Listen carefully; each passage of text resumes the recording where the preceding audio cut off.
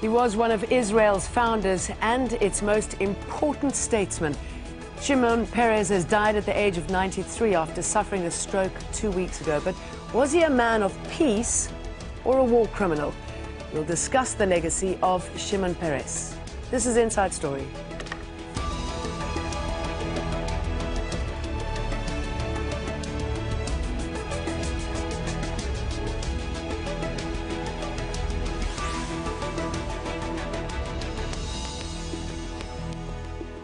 Hello and a warm welcome to the programme. I'm Jane Dutton. Former Prime Minister, former President, Israeli founder, Nobel Peace Prize winner. Shimon Peres had amassed a long list of titles over the course of his life. The 93-year-old died in a Tel Aviv hospital on Tuesday after suffering a stroke 2 weeks ago. He was one of Israel's defining political figures, created its defense system, and was later hailed as a warrior of peace. But there are those who say Peres was a war criminal. As part of the Defense Department, he was charged with developing Israel's nuclear weapons program in secret and over U.S. opposition throughout the 1950s and 60s. He used his role as defense minister in the 1970s to establish the first settlements in the northern West Bank. As Israel's prime minister, Peres promoted the idea of a two-state solution and peace with the Palestinians. His role in negotiating the 1993 Oslo Accords won him the Nobel Peace Prize. But he also directly ordered a bombing in southern Lebanon that killed more than 100 people in 1996. And Peres's critics say he encouraged collective punishment in Gaza. So clearly lots to talk about. So I'm going to bring in our guests. In Jerusalem, Barak, political analyst and former spokesman for Shimon Peres. In Ramallah, Mustafa Barghouti, Secretary General of the Palestinian National Initiative. And in London, Ian Black at the London School of Economics. Welcome to all three of you. Good to have you on the show. Barak, this is a man that you worked closely with. I'm sure you understood him very well. I should imagine it's a sad day for you. What are your feelings for you and those who knew him? Well, I think it's a sad day for all of Israel because we lost not only a founding father, someone that has been around since the founding of the state, but a great visionary, a great man who was a leader of this country. He spent a number of decades really setting up Israel's defense establishment, making Israelis secure, and then someone who in the last number of decades was a great advocate for peace and for trying to find a better solution between Israelis and Palestinians, one of the architects of the Oslo Accords, someone who never stopped dreaming, who never stopped planning for the future, and who never stopped hoping that the future would be brighter for Israelis and Palestinians and the region in general, and that people could get along, and that there would be Palestinian statehood as well, is something that he spoke about all the time and that he had worked for, and he was sorry had not taken place up until now. So it's a sad day, for Israelis. It's a sad day personally because, working with him, I think one of the things that most impressed me was his commitment to the future of Israel, to the future of the citizens of Israel, and the fact that he, as president, worked very quietly on a number of different projects to kind of ensure the safety and regional security of Israelis for generations to come. Mustafa Barghouti, what sort of day is it for you? How are you absorbing this news? Well, I don't think anybody would disagree that Shimon Peres represents one of the most controversial figures in Israel and in the region for sure. Of course, he was the one who built the Israeli defense power, including nuclear power, and he's responsible for allowing Israel to have more than 400 nuclear heads today. Everybody knows that.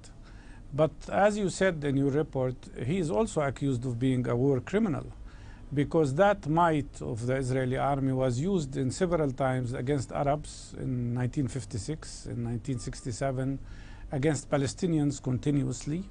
He was responsible for collective punishment, and his worst crime was the ordering of the attack on Qana, a United Nations shelter where 100 Palestinians and Lebanese children and women were killed.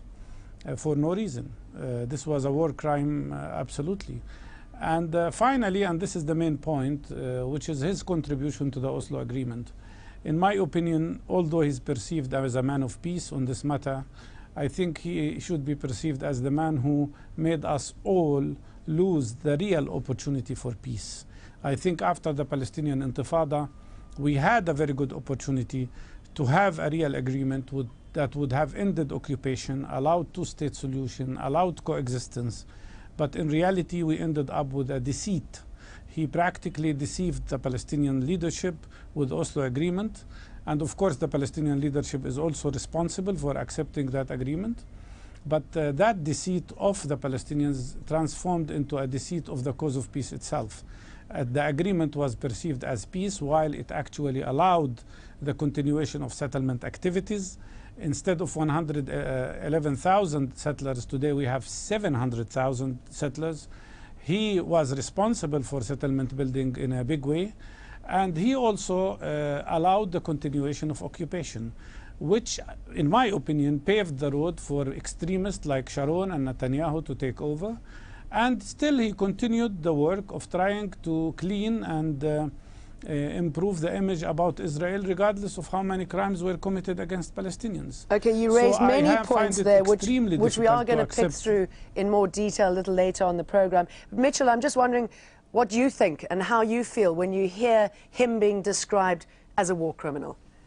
Yeah, I certainly take offense with both the title of this program and some of the things being said. Meaning, you know, there were certain cases when countries are at war and there is terror that actions are taken, and sometimes things happen. And in the defense of the state of Israel, you know, I don't think you can really describe him as that. And you know, the Oslo Accords was supposed to set a framework. I think of some of the failure has to, you know, go on the Palestinian shoulders. I can tell you that I reviewed some of my notes, you know, between last night and this morning, and one of the things he often said, which is interesting, especially since Dr. Barghouti is in Ramallah, he said, "We gave the Palestinians independence and will give them statehood. Before 1967, Egypt controlled Gaza and Jordan controlled the West Bank, including Ramallah and Bethlehem. They didn't give it to the Palestinians. Israel did. And Israel was on a path." This is what he used to say at closed-door meetings with heads of state, is that Israel was on a path to help the Palestinians achieve statehood.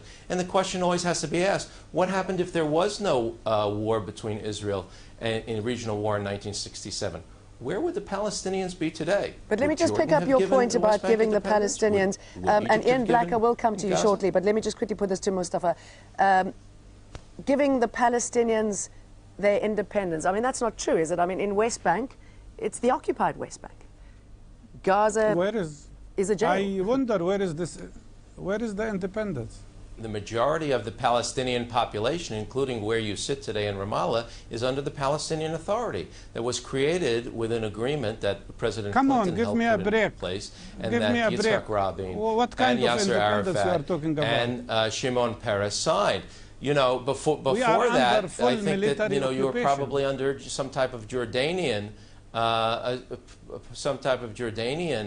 we are under full military occupation, which has was to take the first step. Okay, gentlemen, I'm going to throw this to Ian Black, if I may. Ian Black, two sides there. It's what we see and hear when talking about Shimon Peres.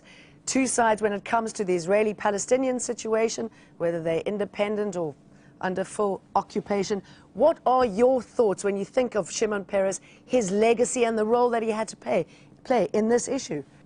Well, I think the exchange that we've just heard between the two other guests illustrates the permanent difficulty of narratives which don't agree. I think it's a familiar issue to viewers of your channel.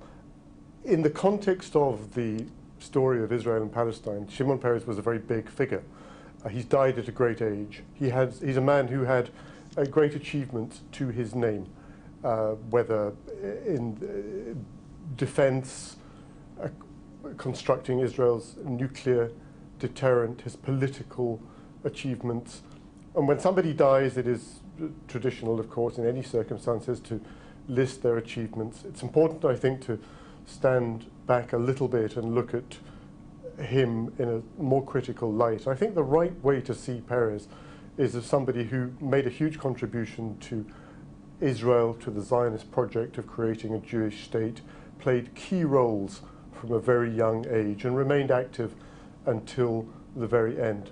I think it'll be very hard to find Palestinian voices who will see him in a positive light, because his own career and his own life was so intertwined with the success of Israel, which in so many ways, of course, has been and remains at the expense of the Palestinians. I think more precisely, Peres made great achievements in defense, in security, in really, really important areas of the country's life. And he was far less successful in the pursuit of peace. His views changed over time. He became less hawkish, more dovish, was a key figure in the Oslo process. But as Mustafa Barghouti points out, the Oslo process did not succeed.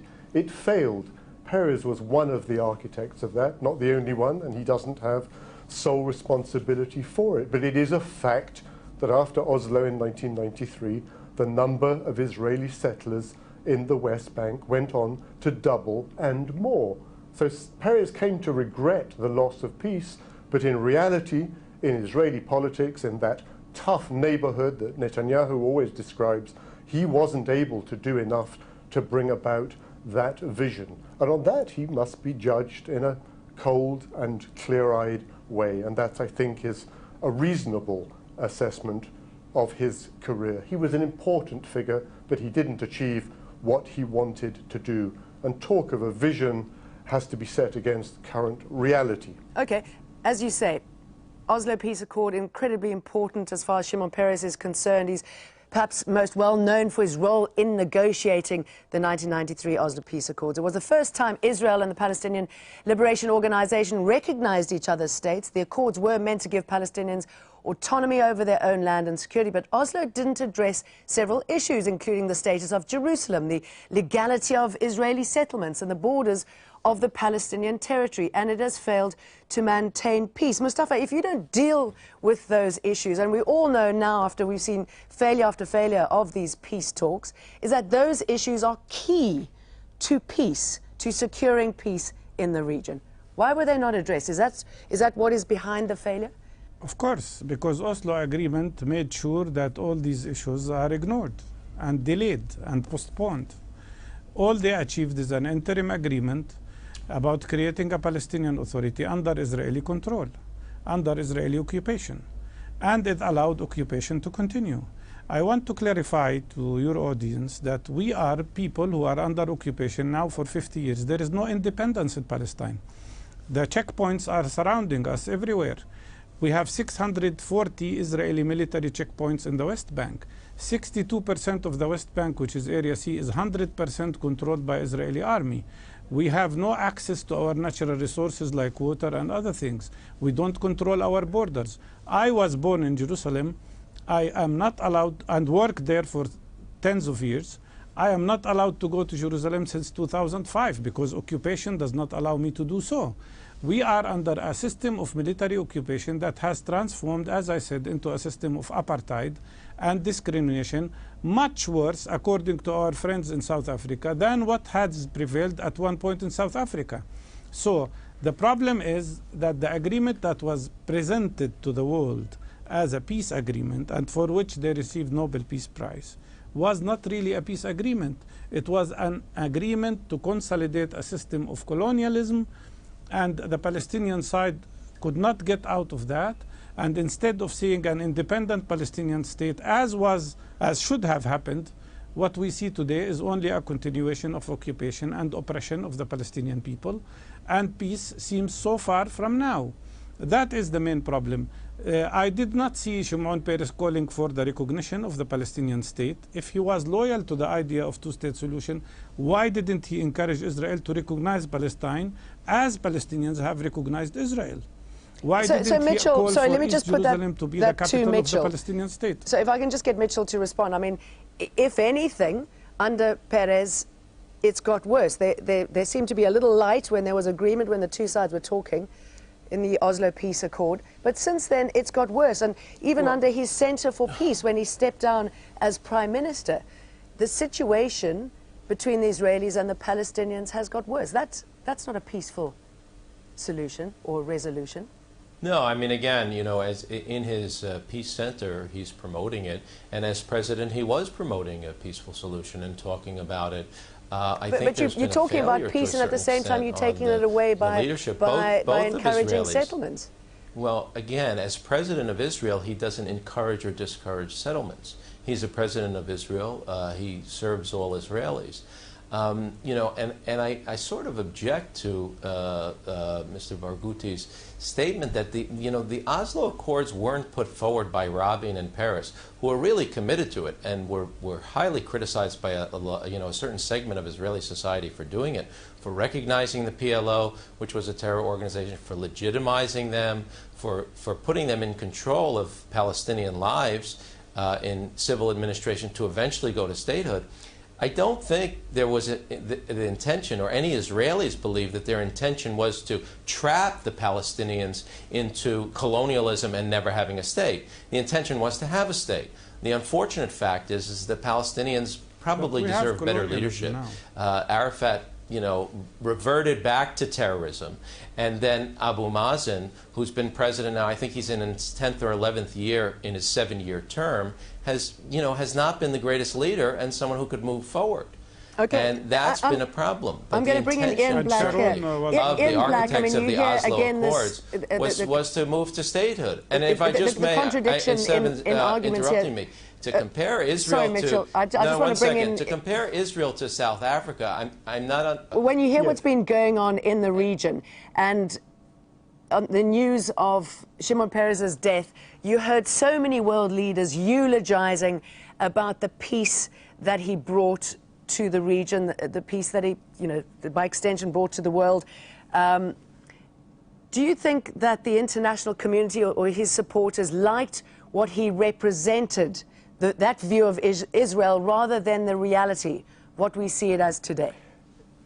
I think there's a lot of truth in that. I think Peres he was in many ways a very attractive figure, very cosmopolitan, spoke good English, French, was a very cultured, literate man with a taste for clever quips and a certain charm, and he represented an attractive face of Israel, the center of arguably the world's most intractable conflict, committed certainly in his later years to the two-state solution. But I think there's a degree of idealization of him as a figure, which I can understand that Palestinians and supporters of the Palestinians find irritating and worse, because at the end of the day, he didn't, for all his vision and for all those hopes, bring about the peace to which he aspired. And there's a sense, I think, that here's a man who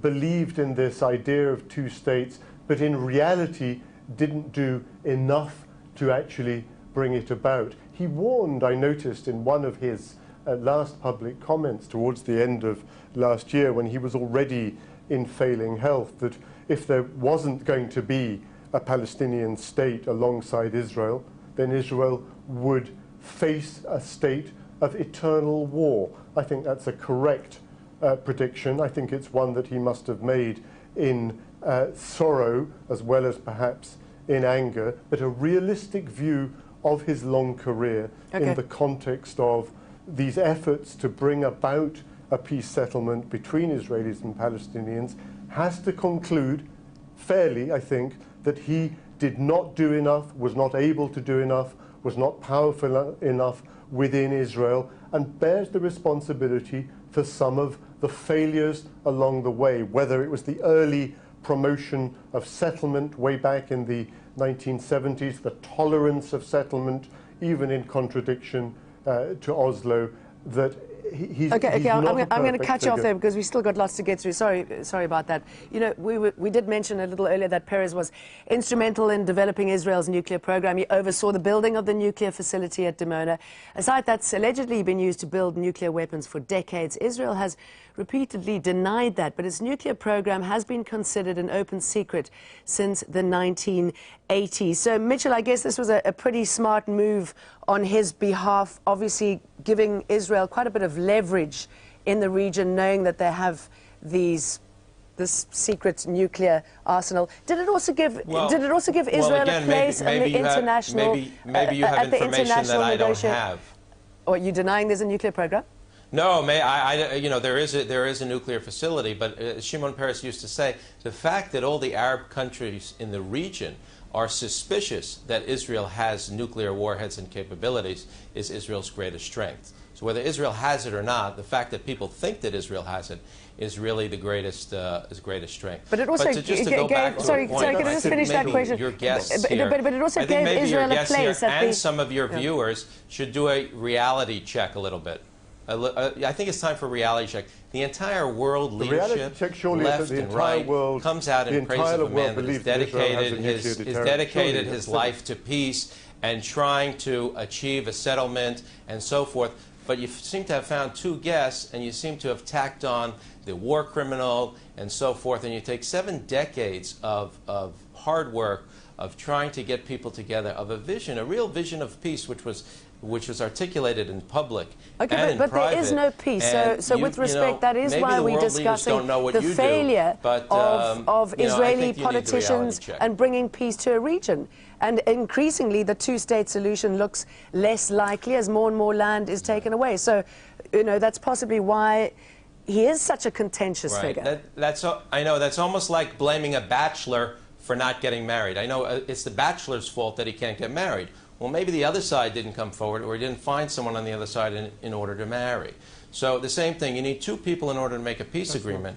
If he could bring the Israeli side, he probably would, or he'd probably influence it. You still need the Palestinian side, and you still possibly also need the regional side, like the Saudi initiative, to bring the entire Arab world together. So to blame everything on Shimon Peres, which is great in this program, and your ratings will be great, especially because I could see the headline, War Criminal or Man of Peace. You know, I think you're doing a disservice to your This is what a lot of people have been saying. That is why we're posing the question to both of you. But you did raise an important point there, which I'm going to put to Mustafa. I mean, Israel doesn't really have a legitimate Palestinian partner in this peace process, do they? And if you look at the Palestinians, how divided they are, but, you know, when it comes to Gaza and the West Bank, that in itself is a problem. I will remind you with what YITZHAK RABIN said about Shimon Peres. I know it's a sad moment. No, but let's quickly talk about the Palestinian leadership, if we may, because it's hard to have a peace process if you don't have a legitimate partner. Listen, everybody is celebrating peace. But where is peace? Where is this peace that they are talking about? I mean, this is very funny. You are talking about peace achievement and achieving peace and building for peace, and we have occupation. We have a system of apartheid. I do not think the Israelis can continue to blame the Palestinians for the fact that they are occupying us and oppressing us and displacing us. This is unacceptable. It's about trying to accuse us of being responsible for their crimes.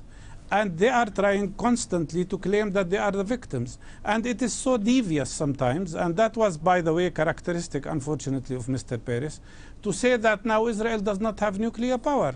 Come on, for God's sake, you are praising him for building nuclear power, and now you say we might not have nuclear power. Whom are you trying to cheat? The same approach should be applied to the issue of occupation. In my opinion, the Palestinians went too far, actually, in accepting terms that they should not have accepted. In my opinion, Mr. Arafat should not have accepted to recognize Israel without Israel recognizing Palestine. It should have been mutual. What is the meaning of recognizing an organization as a representative rather than recognizing Palestine as a state? I'm going to cut you off here because I want to put the last word, if I may, to Ian Black. Very briefly, I mean, when you hear what's been going down, any chance that this might possibly resuscitate hopes of peace and possibly bring in more neutral partners in the peace process in Black that might push the process forward?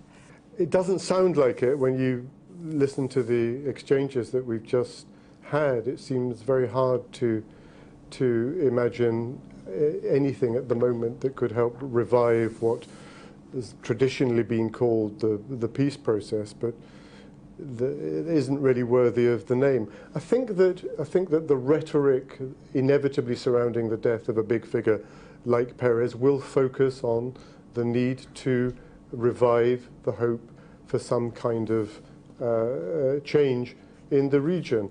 Myself, I think it's hard to see it happening in reality. I think that looking at Peres's life against the background of decades of conflict is a reminder of the difficulties of the issues. I think it's important to be honest about it. Okay, Ian Black, we're going to have to leave it there. My apologies.